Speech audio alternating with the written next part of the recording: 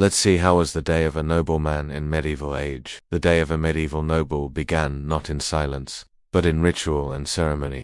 At dawn, the lord or lady was often attended by servants who helped them dress in fine linen and wool, sometimes embroidered with bright colors or trimmed with fur. Morning prayers were offered, for piety was expected of rank, and then the rhythm of the day unfolded in ways far removed from the toil of the fields. For the nobleman, duties might begin in the great hall, where he heard petitions from tenants, oversaw disputes, or managed the estate's affairs. Messengers came and went, bearing news of harvests, taxes, or threats beyond the castle walls. If the day called for it, he trained with his retainers, practicing with sword and lance, or joining hunts that were both sport and preparation for war. The noblewoman's day was no less filled with responsibility.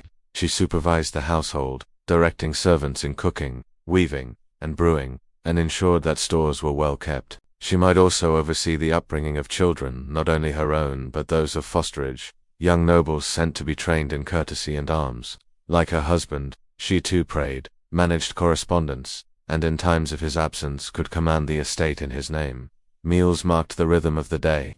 Dinner, the main meal, was taken around midday in the great hall. Platters of roasted meats, fish, pastries, and spiced dishes were brought forth, accompanied by bread and ale or wine.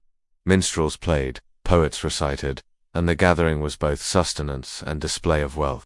Supper in the evening was lighter, but still far grander than the fare of peasants.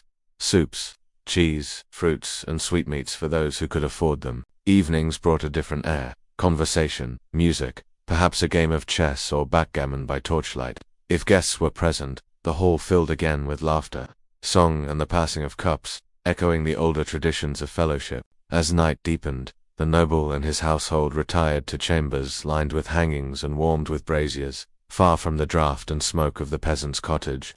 The noble's day was one of power and privilege, of decisions that shaped lives, and of comforts earned through the labor of many unseen hands. Yet beneath its splendor lay the same reliance on the cycles of the seasons, the same prayers for health and fortune, that bound high and low alike in the fabric of the medieval world. Thanks for watching. Subscribe for more.